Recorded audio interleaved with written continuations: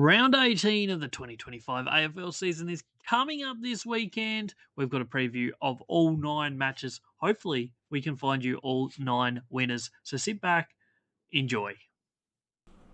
Welcome on in, everybody, to the All Aussie Rules Football Podcast. We've got another episode coming your way today, and it's episode number 47 of season 2025. Today, we're going to be previewing all 9 matches coming your way this weekend in the AFL. Round 18 is up. 9 matches this weekend. We're going to hopefully find you 9 winners. There's some tougher games this round than the last couple of weeks, which have been some pretty easy weeks of tipping, let's be honest, the last couple. So a couple matches a little bit tougher this week. We'll see how we see them. We'll work our way through them from the start to the finish. As always, we'll finish with my actual tips at the end of the episode. Don't forget to like, comment, subscribe. Definitely hit that follow or subscribe button where whatever platform you're watching this on. It goes out on Apple Podcasts, it goes on Spotify, and it goes out on YouTube every single week. 2 episodes every week. Plenty of other content all over socials. All Aussie Rules everywhere. Go check it out. Without any further ado, let's jump into football because that's what we're here for. Game number 1 of the weekend. It's Thursday night football. It's Carlton. It's Brisbane. Marvel Stadium. Wowee. Wowee. Who saw the absolute fall from grace that Carlton have had over the last few weeks? It's probably, well, I think it's almost certainly lower point than they were early in the season when they lost their first 4 games. The last 3 weeks have been rough, and the market suggests that this one is going to be another tough one for them. Brisbane going in pretty strong favourites, and probably rightly so. The record between these two teams over recent years is pretty heavily in favour of Brisbane. They haven't played since last year's elimination final. In fact, 2 of their last 3 meetings have been finals. The prelim final of 2023 and, of course, last year's elimination final. Both of those games played in Brisbane. Both of them won by Brisbane. You go over the last 10 matches, Carlton have won just 2 out of those 10. So Brisbane do have a very commanding record against Carlton over recent years. One of those wins for Carlton was opening round last year. I think most people probably remember that game as the game where Brisbane absolutely dominated the first quarter. We're like 7 goals up, and it was looking like a win of how much. And then Carlton came back and ended up stealing it by 1 point. So that's the history of these 2 teams. I mean, offensively, Brisbane have been super all year. Their efficiency forward is the one downside of that attacking side of the football. They're good with the ball. They just kind of aren't great once they get it inside 50. Meanwhile, Carlton's attack has been horrible. There's nothing else to be said about it. It has been plain and simply terrible. Their defense has actually stacked up pretty well. It's a bit below Brisbane's defense overall, but still pretty solid across the board from what we've seen this year. But their offense has really let them down, and it's just hard to see a world where that's going to result in them getting a win here. Brisbane not well known for having a great record or great performances at Marvel, I don't think, but it's still one that I would expect to see Brisbane come out and win this one, just based on what has happened over recent weeks. I know Carlton are under the pump and maybe they will perform, but we've been thinking that the last 2 weeks as well, and they just haven't done it. So I don't think anyone with too much confidence could be tipping the Blues in this one, based on that knowledge. Teams have actually been announced for this one, as it is a Thursday game. I'm recording this Wednesday night. Obviously, it will be live on Thursday morning. But teams, 2 changes for Carlton, Chincotta and Corey Durden both coming in. Blake Acres has been dropped, which is a huge dropping.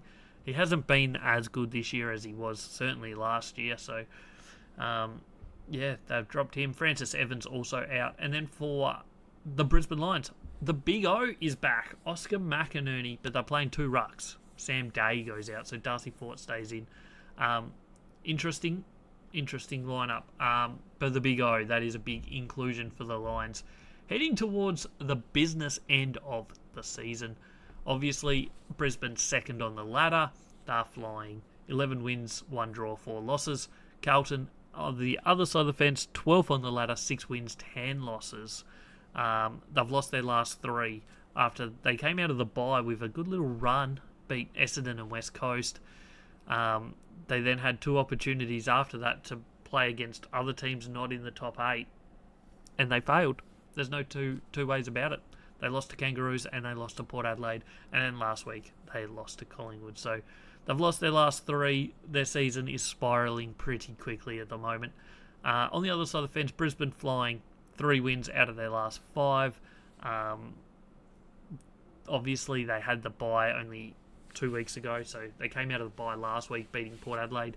Not super comfortably, but comfortably enough. Before the bye, they beat Geelong. They lost to GWS, lost to Adelaide, and going back about 6 weeks now, they beat the Bombers by 18 points. So overall, form is certainly a lot better on Brisbane's side of the fence. I don't think they're anywhere near their best at the moment, but there's every chance that it could just happen. It's basically what happened for them last year. They spent most of the first half of the year, albeit they're winning more games this year, but that's sort of playing similar style to that they struggled a little bit early season last year, where they just aren't really efficient forward. Their best looks absolutely amazing, but they just can't quite get it there regularly enough. But they have won multiple games down in Victoria this year. They beat Hawthorn down there, I think, didn't they? And they beat Geelong down at GMHBA. So, their record in Victoria is pretty solid this year. Obviously, this is Marvel Stadium, slightly different, but things are looking pretty good for them, and it's hard to see a world where they're not going to be competitive based on everything we've seen. All the numbers suggest that this is going the way of Brisbane. I just don't know how I see Carlton winning this game. Their numbers recently have been very poor, and I would imagine this will be the same. 2 weeks in a row, Carlton have conceded over 110 points for a team that was defending really well up until that point. It's a bit disappointing. They have also only scored 59.5 points per game in those 2 as well. So a really, really bad couple of weeks for the Blues. Moving on to Friday night football, and it's up on the Gold Coast. And how about this one? Everyone's saying the biggest game in Gold Coast football history. And to be honest, it pretty much is. This is huge for them. They get a Friday night primetime game against Collingwood. The whole football world will be watching this game. It's probably one of the better games of the round. There's no doubt about it. And Gold Coast have every opportunity in this one to get a win that would be huge for the context of their season. They're 7th on the ladder, they're 10 wins, 5 losses. A win would be huge. They've obviously played 1 less game than everyone else except for Essendon. So every win right now would really be beneficial, obviously, but really would have them in real solid contention of top 4 if they can get this win. They had the 3 losses going into around about their bye time. 2 losses before and then lost the first one after, I think it was how it went. But they've turned that around now. Since their loss to GWS, they've turned it around. They beat Melbourne, they beat Essendon. Granted, both teams are not in the 8, not fighting for top 8, but they've got their season back rolling again. 10 wins, 5 losses. They're in a great spot. A real good opportunity. Collingwood, on the other hand, they're flying. 14 wins, 2 losses, sitting first on the ladder, 2.5 games clear. This game is not as important for them. I mean, they'll want to win it. Everybody always wants to win every game of football. There's no doubt about that. But there's not as much on the line for them as there is Gold Coast.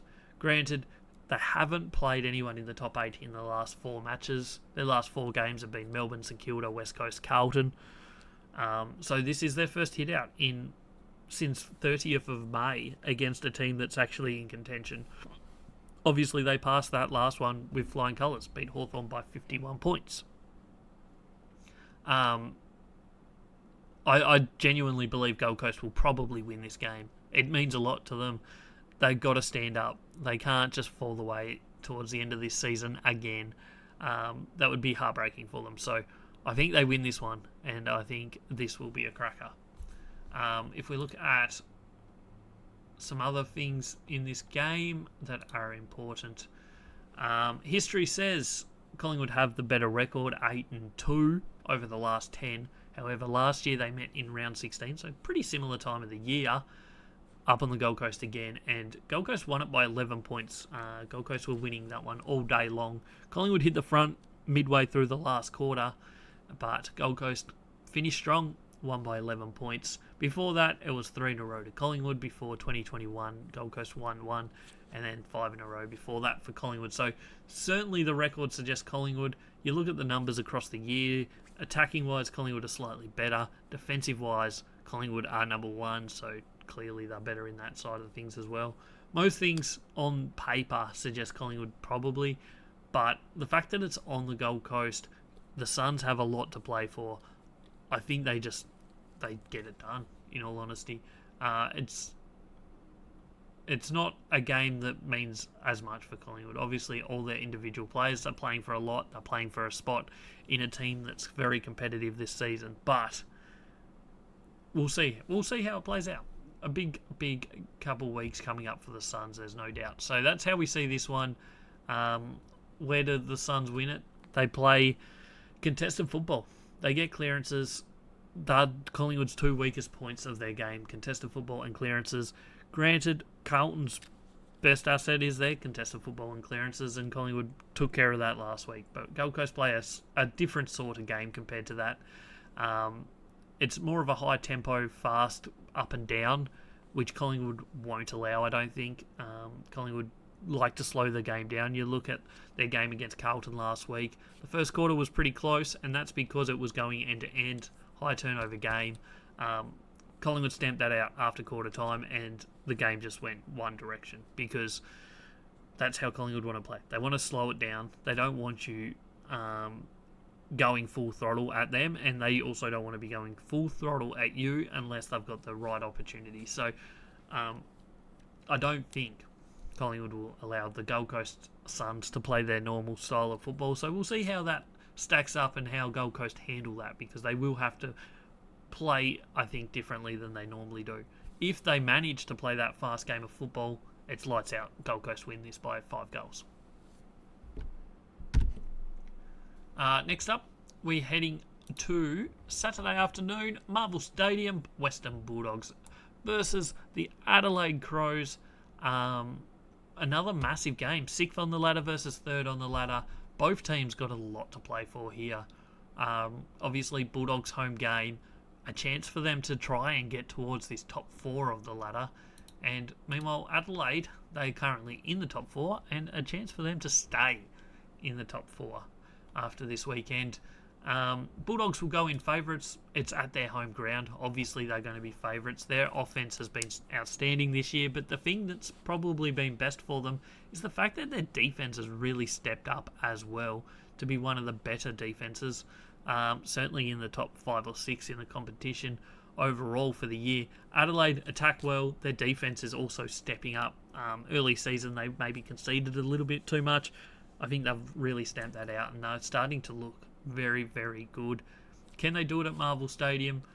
They've played Marvel pretty well over the last couple of years, I believe, so I think that's not going to be the issue, but Bulldogs at Marvel is one of the tougher challenges, so we'll see how that plays out. Last 10 between these two teams is 5 apiece.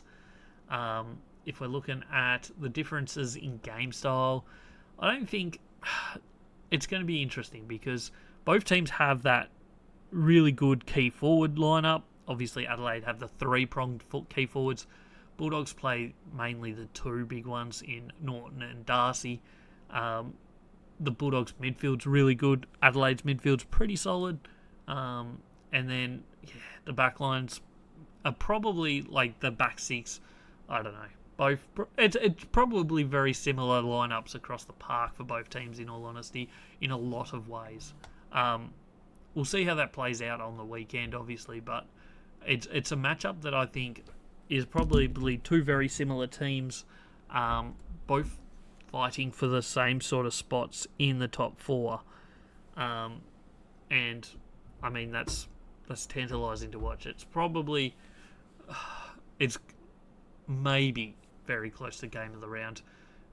It's going to be interesting to see how Adelaide play it, I guess, and how that rolls. If we look at both of these teams a little bit more in depth of their recent form, Bulldogs have won their last 4. They're 4-1 over the last 5. They're 10-6 on the season. It's really tight in those positions from 2nd down to 9th. And the fact that they've won their last 4 and they're still 6th on the ladder is a sign of that. Like, they're playing some really good football. Granted, no one in that last 4 matches has been a team that's in the top 8. They've beaten St Kilda, Richmond, Sydney and North Melbourne. Sydney are playing a lot better football now, but this is their first real challenge in 5 weeks.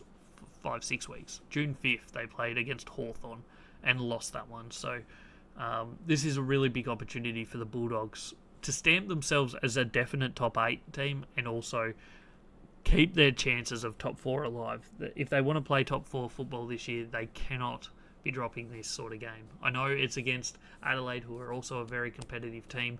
These are the ones you have to win. They're basically, as people say, the old 8-pointer. That's what this one is, because both these teams are very close to each other. 1 game between them and 3 spots on the ladder. So it's,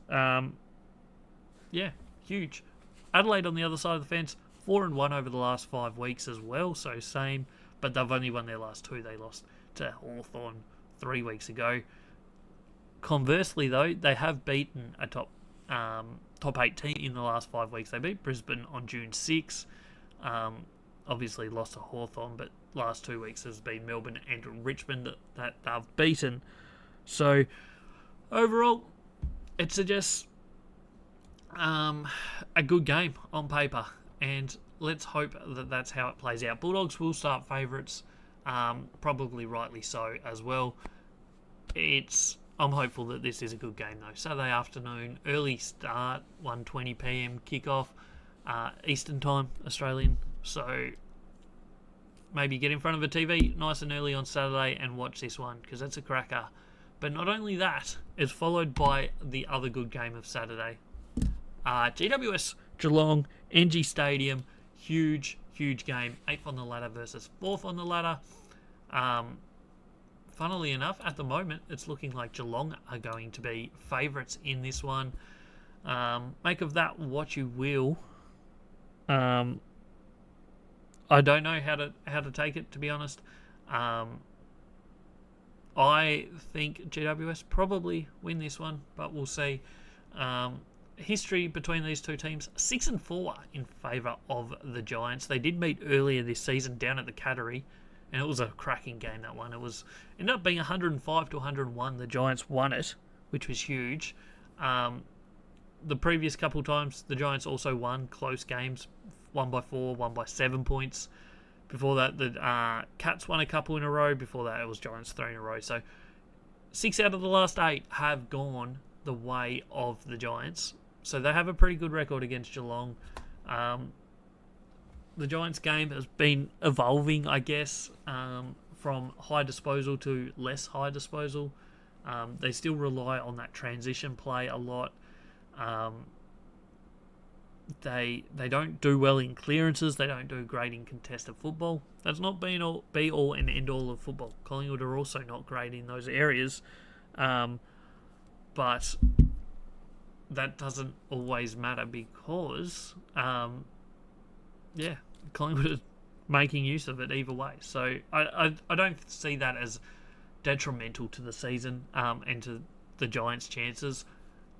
It's about what they can do when the games matter, and this is one of the ones that matters. Their record away is typically as good as it is at home, so maybe this one being at NG Stadium as opposed to the last one at GMHBA doesn't make that much difference on the Giants side of things. I guess we'll find out. Both teams 4-1 over the last 5 weeks. The Giants 10-6 on the season to sit 8th.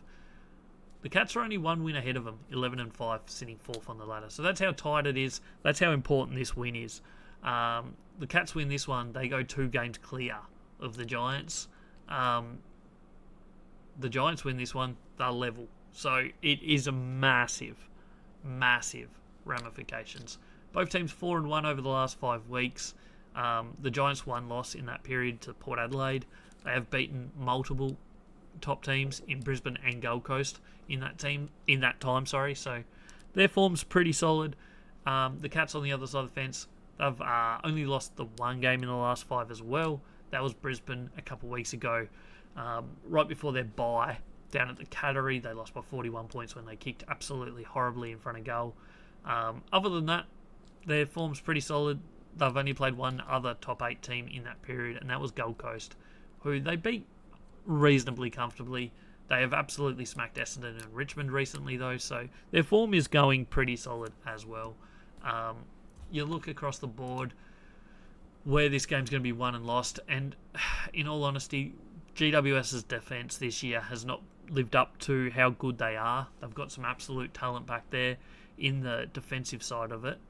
Obviously, their attacking defenders are still very good this year, but they're without the ball defense, not fantastic so far this year. I think they were certainly capable of better, and if they can put it together, they're certainly a team that will be fighting for a run in September. There's no doubt about it, but that is probably their biggest issue so far this year.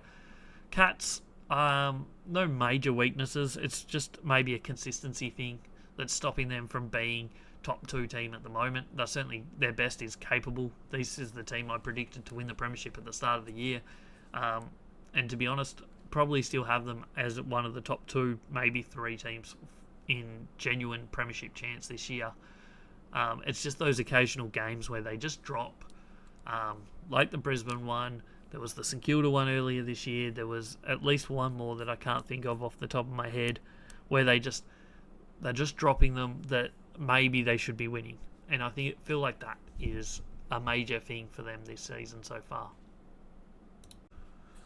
Alrighty then, next up we have a Richmond v the Bombers, Saturday night, MCG. This is probably not one of the most exciting games of football that we'll ever see. 17th on the ladder v 13th on the ladder. Bombers will go in pretty strong favourites for this one. 6-9 for the season, the Bombers 13th on the ladder. 3-13 for the Tigers, 17th on the ladder. And more importantly, recent form of both teams, 0-5 over their last 5 matches. Neither team going too well. You go back 5-6 weeks, the Tigers were playing some okay football. They nearly beat the Giants, probably should have beaten the Giants. But since then, it's been pretty rough. They got smacked by Sydney, smacked by the Bulldogs, smacked by the Crows, and last week they got smacked by the Cats. The Bombers, on the other side of things, also were playing pretty good football. They only just lost to the Lions by 18 points after hitting the front or being level in the last quarter.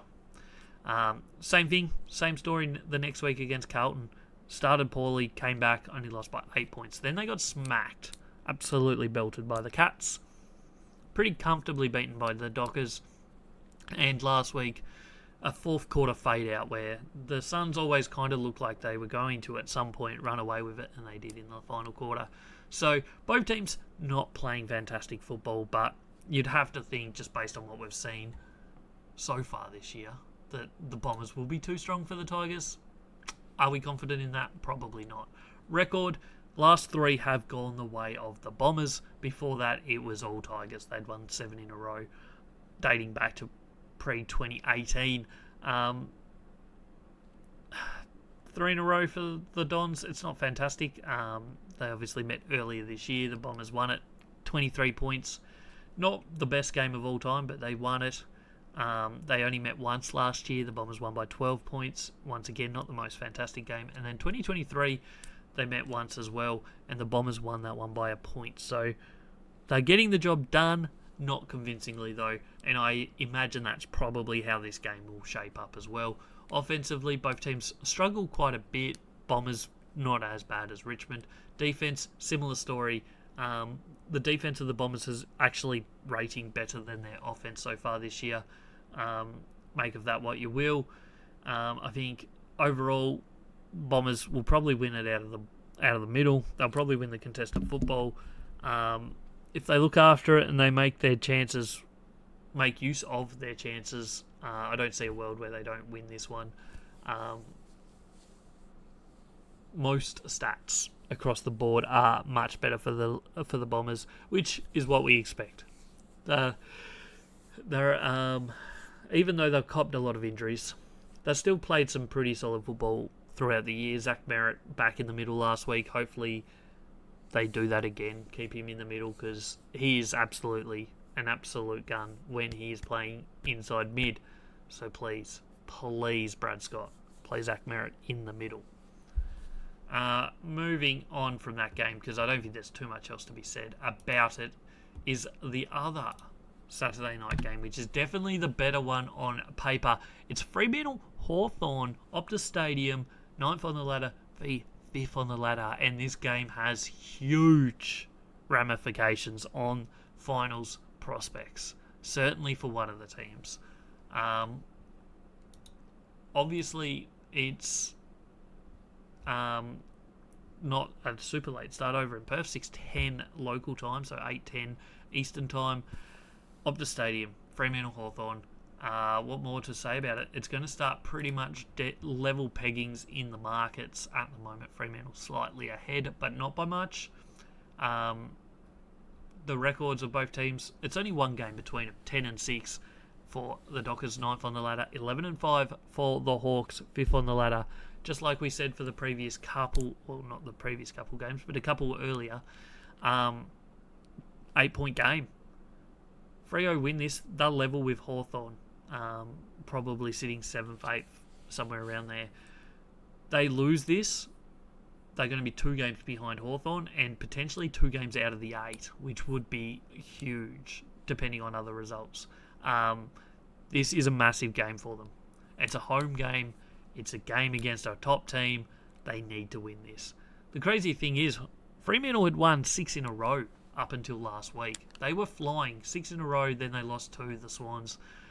Granted, they hadn't been playing the best teams of all time recently. Like the Suns 5 weeks ago was a top 8 team, but since then it was North Melbourne, Essendon and Kilda, and then they lost to Sydney, who certainly look a lot better at the moment than they were 4 or 5 weeks ago. Other side of the fence, Hawthorn, they'll put it together. They had that little run of bad form. They lost to Brisbane, they lost to Collingwood, and they lost to Gold Coast. But since then, they've beaten the Bulldogs, they've beaten Adelaide, so 2 finals contending teams, and then the last 2 weeks they smacked North Melbourne, and then they got the job done at Marvel Stadium against St Kilda, which at the MCG, I feel like Hawthorn would have won that one by more than they did at Marvel. Make of that what you wish. We move into just looking at some of the numbers of this one, the history of the matchup. Fremantle actually have the slightly better record, 6-4 over the last 10, but the last one did go the way of the Hawks last year. Attacking-wise, Hawthorn certainly have the better numbers across the year. Defence-wise, numbers are pretty similar. So this Hawthorn offense has been going really well. The Fremantle offense, you can't say quite as well. Their big issue is getting support up in that forward line, because obviously Josh Tracy is flying. He's playing some really good football. He's kicked 31 goals this season. The next 3 goal kickers are all smalls. Bolton, Frederick, Murphy, Reid, 2020-18 between them. So they're all going well, but it's the tall forwards. It's something that we positioned early season, before the season started, in our preview of the Dockers. We said that this forward line, this tall forward line, could be game-changing. Josh Tracy, Jai Amiss, they were set up. I know Amiss had a down year last year. I thought he was going to bounce back this year. So far, we haven't seen that. I know he's only 21, plenty of time to develop. But he's only got 18 goals in 16 games this year. We're just not getting quite enough out of him at the moment. They have 3 tall, young forwards. Voss, Amiss, Tracy. This could be their key forwards for the next 10 years, and that would be massive. If they can get these 3 firing, it's going to be very, very hard to stop them. make of that, though. Will that eventuate? Who knows? But at the moment, Tracy's absolutely playing good football. Amiss and Voss, we might need to see a bit more from. Another key thing in this game is what do Hawthorn do about Caleb Sarong? You've got to tag him. Yeah, the blueprint of beating Fremantle has been shown last week and throughout multiple games this year. When you restrict Caleb Sarong, Fremantle struggle. It's just the way it is. Some teams can have their best player get tagged and still play pretty solid football. Fremantle tend to lose when their best player doesn't play the best football. So I think that's just what teams are going to have to go up against this team now, against Fremantle, with a key focus on restricting Caleb Sarong. You keep him down to 20-odd touches, you're likely going to win this game. If you let him get 30, they will probably beat you. It's pretty simple. It's probably not as simple as that, but you get what I'm saying. It is very important. Moving on to Sunday football, and let's be honest, none of these games look that appetising. First up, it's MCG 1:10 kickoff local time. Melbourne, North Melbourne. These two teams have met already this year. That one was at Marvel, and the Kangaroos dominated the final quarter to win by 59 points.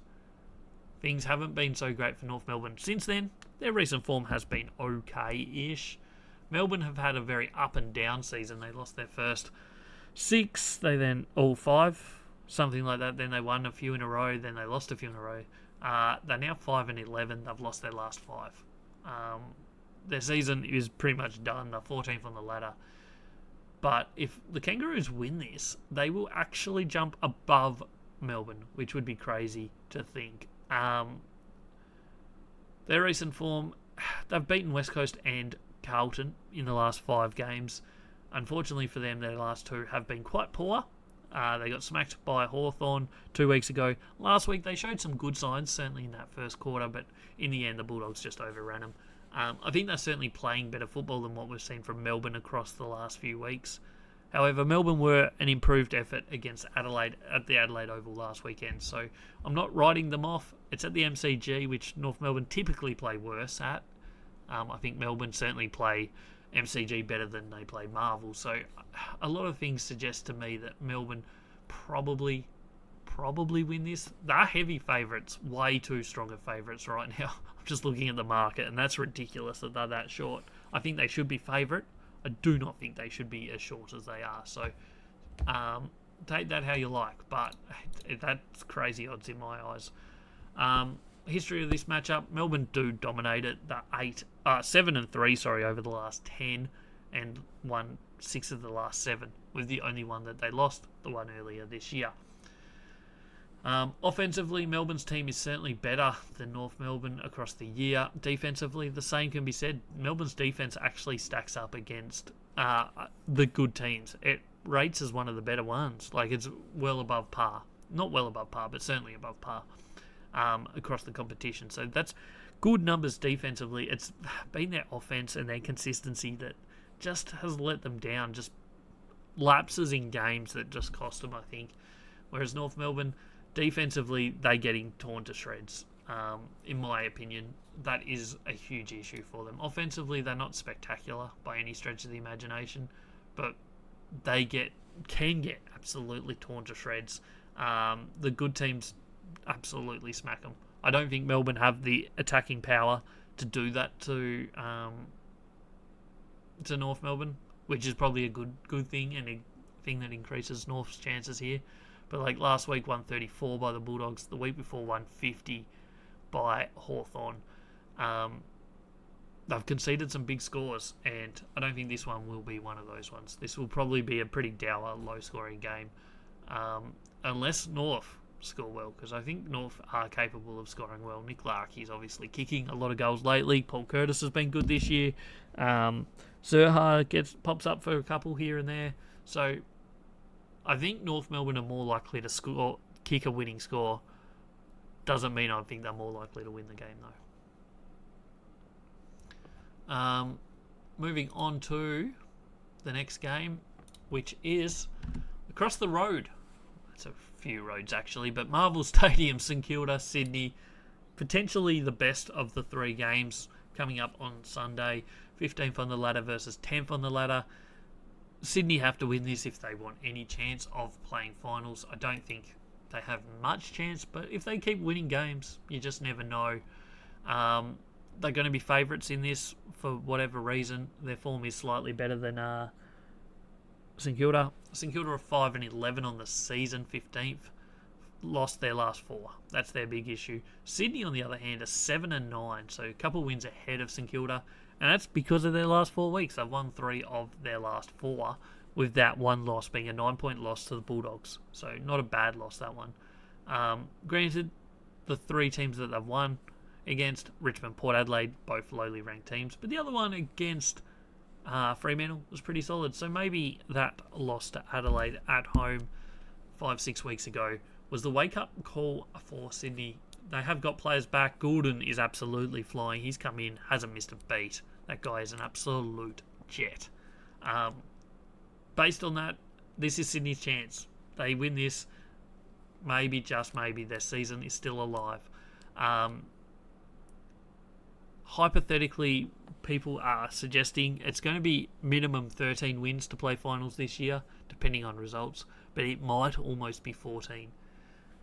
If Sydney win every game from here to the end of the season, they end on 14. So they would have to win every game, pretty much, going home to play finals. I'm not ruling it out, though. They still have class. This is a team that last year were 14-1 at one point in the season or something ridiculous. So it's possible. I'm not saying it's likely, but it is possible. So just keep an eye on the Swans. Maybe they're not done yet, but they do need to win. Certainly these sort of games. And it's not easy. Marvel Stadium, St Kilda, never an easy matchup. History of these two teams, 6-4 in favour of the Swans, but the Saints have won the last couple by 2 points, and the one before that was by 14. Offensively, both teams, both well below par, in all honesty. More so in Sydney's has excuses. I think St Kilda are just one of those teams that maybe aren't as good as we think, or maybe they just underperform. I don't know. They have a lot of class in their team, but they just don't seem to be able to put it together. Defensively, Sydney are still a really good team, above average, which tells me that, yeah, it's mainly their offense they need to tidy up, whereas St Kilda, their defense hasn't been going that well. When they have ball in hand, they go really well, all the way from the back line. Obviously, Wanganeen Malira is one of the best players in the competition this season. So far, he's been fantastic. Sinclair's been good. With the ball, St Kilda are really good. I just don't think they have it without the ball, and that's their biggest issue. Obviously, they have one of the best key defenders in the competition in Callum Wilkie, but I just don't think he has enough support, and I think that's a major issue for them. Sydney, if their midfielders can get forward and kick goals, they win this game. Warner, Heaney, Goulden, if they can do what they did early last year, or most of the way through last year, and kick goals, they are going to be dangerous. That's simple as that. Brody Grundy, he's almost in career best form over the last 6-7 weeks. He's one of the informed ruckmen of the competition. So he's got a big matchup with Rowan Marshall. That will be an interesting little matchup there. So we'll see how that plays out. But I think Sydney have more to play for here, and I think they win. But I just don't want to write St Kilda off, because they have played some good football. They probably should have beaten Hawthorn last week. So yeah, we'll see how that plays out. One game to go this weekend. It's Port Adelaide West Coast. It'll be at Adelaide Oval on Sunday evening, 4:40 Australian Eastern Time kickoff, so 4:10 local time kickoff. Port Adelaide will be heavy favourites. I mean, it's pretty simple. West Coast, 18th on the ladder, 1 win, 15 losses. Port Adelaide, 11th on the ladder, 7 wins, 9 losses last 5 weeks. 3-2 for Port Adelaide. And those 2 games that they've lost maybe were winnable. If they had won both of them, their season would still be alive. They didn't win them, though, so their season is not. They've beaten some good teams, though. They beat GWS 5 weeks ago. They only just lost to Sydney. They only they were pretty competitive last week against Brisbane up at the Gabba. So their form's pretty solid. West Coast, their form not so much. They've lost quite a few in a row. They probably should have beaten North 4 weeks ago. Poor kicking, poor finish to that game cost them. They were okay against Carlton. They were pretty solid against Collingwood. Not so good last week against GWS. They got pretty well smashed there. And I see that as pretty much how this game is going to go. In all honesty,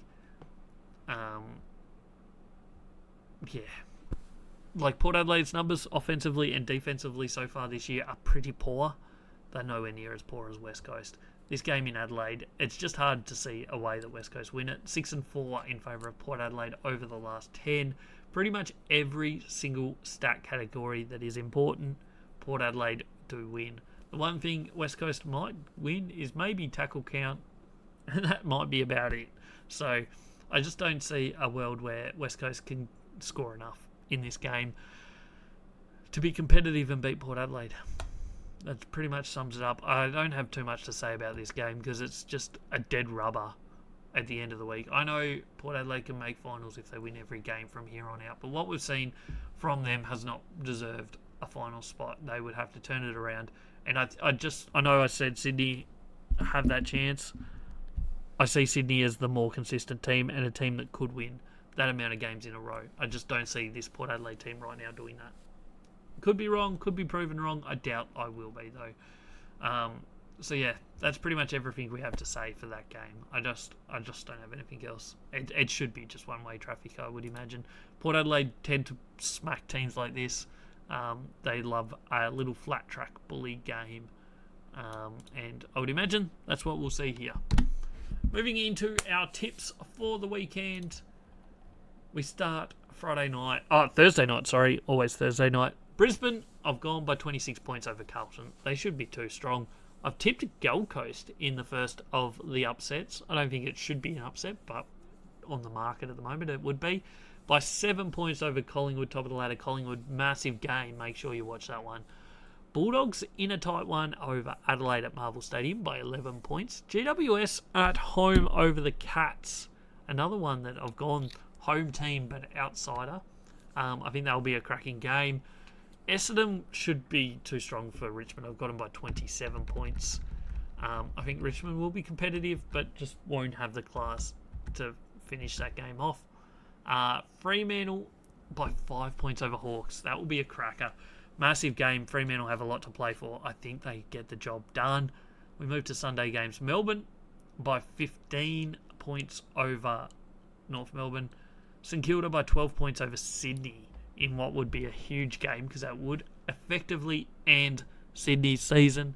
And then Port Adelaide by 53 points over West Coast. They should be way too strong for the Eagles. Ignore the fact that I've put week 9 out of 9 in season. Season number is correct. I forgot to remove the 9 of 9 after last week. That is a wrap on round 18 of the AFL season. We are flying through. Don't forget to follow or subscribe, whatever platform you're listening or watching this on. Don't forget to leave a comment, let me know who you think's going to win this week, and don't forget to check out all the socials. We'll be back on Monday with a review episode of Around 18. I hope you've enjoyed this. I hope you enjoy the football this weekend. I hope your team gets the win, unless they're playing against my team, and then maybe I don't hope that. But nonetheless, this is All Aussie Rules Footy Podcast. This has been episode 47. Round 18 is coming your way. I'll be here to wrap it up after all the games are done. Thanks for watching.